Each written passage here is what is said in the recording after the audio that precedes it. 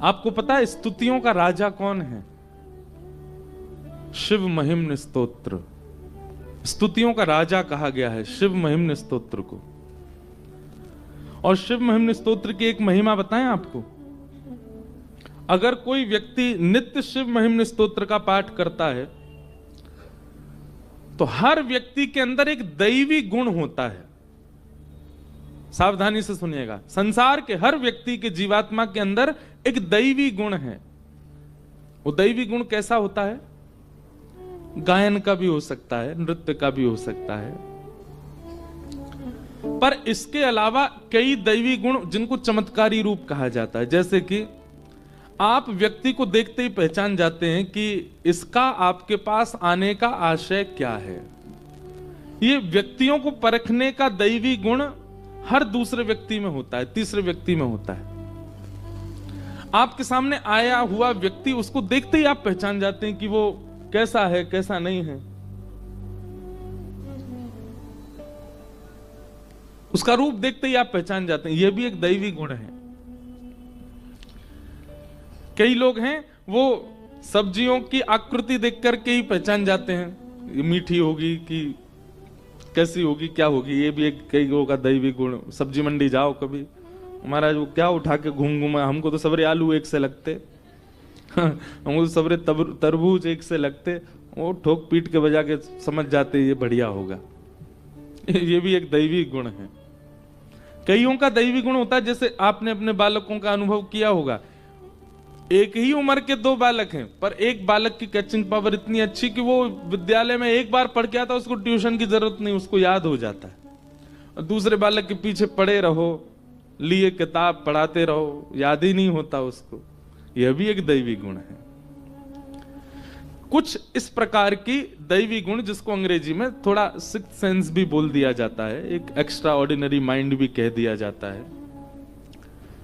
अगर आपका दैवी गुण जिसको आप पहचान चुके हैं वो कभी सूक्ष्म होने लग जाए, अपनी स्थिति से विलग होने लग जाए, वो आपके अंदर घटने लग जाए, तो शिव महिम्न स्तोत्र के पाठ से वो दैवी गुण पुनः प्रकट हो जाएगा।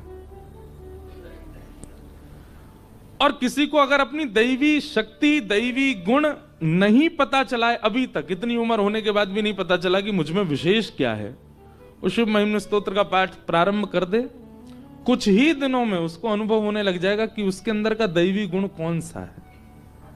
इस शिव महिम्न स्तोत्र की खास बात है। स्तुतियों का राजा कौन है? शिव महिम्न स्तोत्र। एक व्यक्ति था, बड़ी प्रसिद्ध कथा है शिव महिम्न स्तोत्र की, कि एक व्यक्ति था महादेव का बहुत बड़ा उपासक। उसी नगर का एक राजा भी महादेव का बहुत बड़ा उपासक। भक्ति में कभी कभी प्रतिस्पर्धा आ जाती है, हम पहले जल चढ़ा दें महादेव पे, हमसे पहले कोई ना चढ़ा के जाए। वीवीवीआईपी की भी बहुत कैटेगरी होती है। एक तो होती है हमको बस पास से दर्शन हो जाए, एक होती है हमको अभिषेक का अवसर मिल जाए, एक होता है कि पूरे दिन में सबसे पहला अभिषेक मेरा हो। इतना भी चाहते हैं लोग। तो राजा जो था उसकी ऐसी स्थिति थी कि उसको रहता था कि महादेव पर दिन का सबसे पहला बिल्व पत्र मैं ही चढ़ाऊं, मुझसे पहले कोई ना चढ़ाए। और उसके लिए उसने क्या किया, पूरे नगर से बिल्व पत्र के जितने पौधे वृक्ष आदि थे सबको मिटवा करके एक अपने ही बगीचे में बिल्व पत्रों का बगीचा प्रकट कर दिया। क्यों? मुझसे पहले कोई और बिल्व पत्र कहीं से तोड़ के जा ही नहीं पाएगा। मनमुखी राजा अपने आप बिल्व पत्र लेता और सबसे पहले जाता, उसके अलावा कोई जा ही नहीं सकता, क्योंकि पूरे नगर में बिल्व पत्र है ही नहीं। एक और भक्त महादेव का, उसने कहा ये तो हिंसा है। क्यों? दबाव हिंसा है। कल रात भर मेरे मन में यही चलता रहा। हमारे किशन जी ये सूत्र दे गए, महाराज जी दबाव हिंसा है। मैंने कहा हाँ।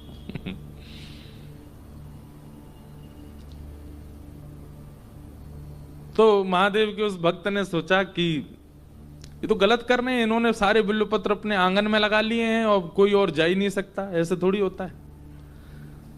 तो उसने शिव महिम्न स्तोत्र का पाठ करके इतना पाठ किया और महादेव से उसने कहा कि हे नाथ, मुझे अदृश्य होने की शक्ति प्रदान करो। और महिम्न स्तोत्र के पाठ से उसको यह प्राप्त हो गया, अदृश्य होने लगा। अब आप प्राप्त करोगे तो मिस्टर इंडिया नहीं बन पाओगे। भगवान ने कलयुग में कुछ लोगों की बुद्धि मनस्थिति देख करके वरदान देने और महिमाओं का फल देना थोड़ा कम कर दिया है। अब अदृश्य नहीं हो पाओगे। किसी के मन में अगर ये लोभ आ गया हो, ये बढ़िया बता रहे हैं। अब तो भैया एक बात हम बताएं, कलयुग में सारी स्तुति, सारे जब तब, सबका एक ही फल मिलेगा। क्या? आप सरल हो जाओगे, आप सहज हो जाओगे, आप दीन हो जाओगे।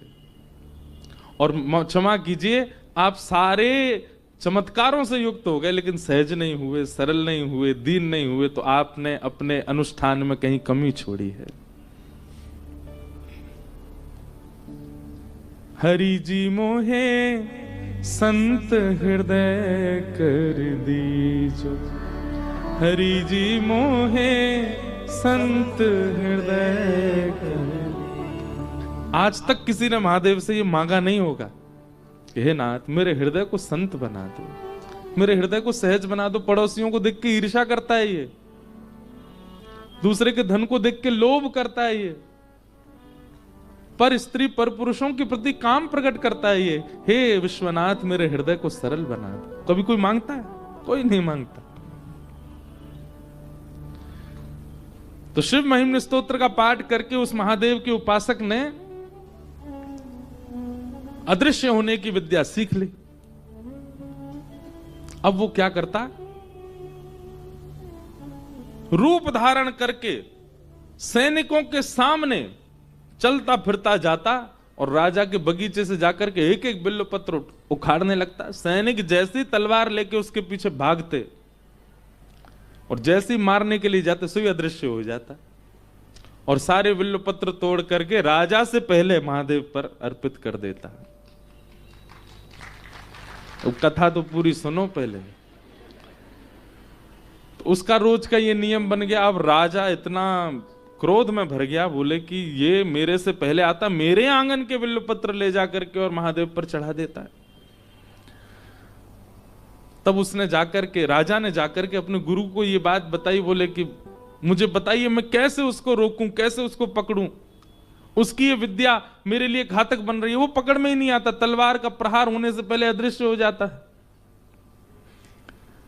तो गुरुजी ने कहा, देखो ये दैवी शक्ति है और शिव महिम्न स्तोत्र से उसने उसको जागृत कर लिया है। अगर किसी व्यक्ति की योग्यता, ये भी बहुत ध्यान से सुनने वाली बात है, किसी व्यक्ति की योग्यता, किसी व्यक्ति के स्वभाव, किसी व्यक्ति के गुण, किसी व्यक्ति की बुद्धि, किसी व्यक्ति के दैवी गुणों को यदि नष्ट करना हो तो उसको निर्माल्य के ऊपर चढ़ा दो।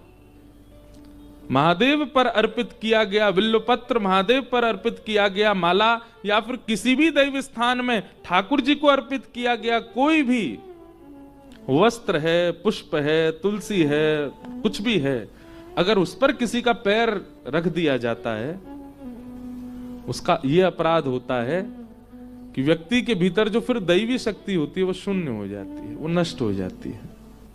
व्यक्ति के अंदर जो विवेक बुद्धि होती है वो विवेक बुद्धि कहीं ना कहीं शांत हो जाती है। मंदिर प्रेमिसेस के अंदर अगर आप पैर रखते हैं तो कोई दोष नहीं, पर मंदिर से बाहर अगर आपका पैर पड़ जाए तो भैया इंद्र अपनी गद्दी से जब गिर सकता है निर्माल्य पर पैर रखने से, हम तो मानव हैं। इसलिए मंदिर में तो सावधानी रखो। मंदिर के पुजारी जी आपको बिल्वपत्र दें। अभी अभी देखो आज क्या आया, बाबा का सेहरा आया हमारे लिए। विश्वनाथ भगवान को पुजारी जी लेकर के आए, आज वर्ष के प्रारंभ में ही सेहरा पहना दिया है। जय हो। हमारे पंडित जी बड़े प्रसन्न हो रहे थे सारे। तो ये निर्माल्य है, ठाकुर जी को अर्पित है। तो मंदिर के अंदर अगर चरण आपकी गलती से पड़ जाएं तो कोई दोष नहीं, पर मंदिर के बाहर तो इन ऐसे जो भी मंदिर से प्राप्त होने वाली वस्तु उनको बड़ी सावधानी से घर लेकर के आया कीजिए। और संभवतः घर में कहीं बगीचा हो, कहीं सुंदर गार्डन जैसा हो, उसमें एक स्थान निर्माल्य के लिए ही रखिए, धागे सारे निकाल लीजिए और पुष्प आदियों को वहीं व्यवस्थित कर दीजिए। गंगा जी में भी अगर आप पधराते हैं तो वैसे तो गंगा जी में ना पधराएं, इनका उपयोग हो जाएगा अगर इनको भूमिगत ही कर दिया जाए। धागे निकाल लीजिए और उनको भूमिगत कर दीजिए। बहुत सावधानी रखा कीजिए निर्माल्य के प्रति। आज मानो भूल चुका निर्माल्य की, हमने कई बार देखा मंदिर से निकले उतार करके महाराज कहीं डाल दिया, उसका अपराध। इन्हीं अपराधों से ना जाने कितने अपराध हमारे ऊपर लगे हो। भजन तक कम हो जाएगा हमारा, भक्ति में आलस आना प्रारंभ हो जाएगा, निर्माल्य पर चरण रख दिया तो गुरु जी ने उपाय बता दिया, बोले निर्माल्य पर उसका पैर अगर पड़ गया तो उसकी अदृश्य होने वाली शक्ति खत्म हो जाएगी। राजा ने यही किया, शंकर जी पे खूब सारे बिल्व पत्र चढ़ाए, अभिषेक आदि करके सारे बिल्व पत्र ले जाकर के सारे बगीचे में फैला दिए। बोले अब आए सुबह। दूसरे दिन जैसे ही वो भक्त आया, वो तो अदब से आता था सबके आगे, जैसे सैनिक उसको मारने जाते सो अदृश्य हो जाता। जैसे ही उसने प्रवेश किया, प्रवेश करते ही निर्माल्य पर पैर रख दिया। अब उसको नहीं पता है कि उसके अदृश्य होने की शक्ति जा चुकी है।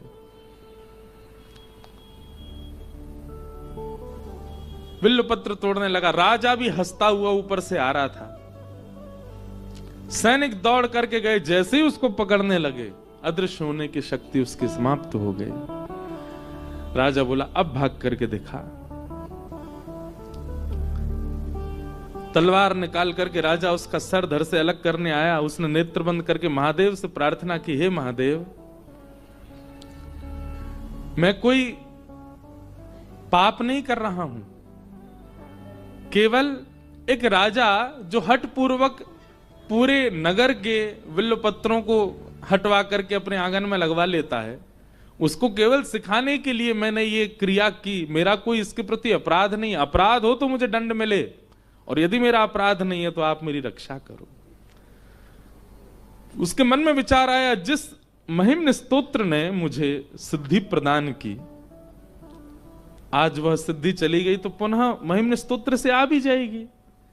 और राजा जब तक समीप आता उसने पुनः शिव महिम्न स्तोत्र का पाठ किया, और जैसे ही राजा तलवार प्रहार करने लगा, स्तोत्र का पाठ पूर्ण होते ही उसकी वह शक्ति पुनः जागृत हो गई, फिर अदृश्य हो गया और फिर वहां से चला गया।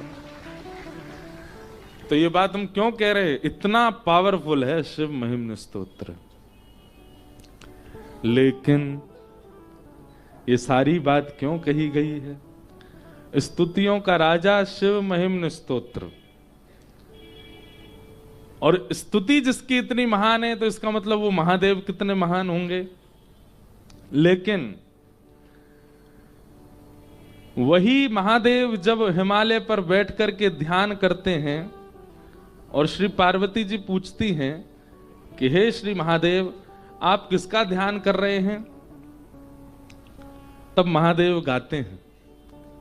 वही महादेव जिनकी स्तुति स्तुतियों की राजा है, वो महादेव हिमालय पर बैठ करके पार्वती जी को सुनाते हैं। मुनिंद वृंद वंदिते त्रिलोक शोक हारिणी,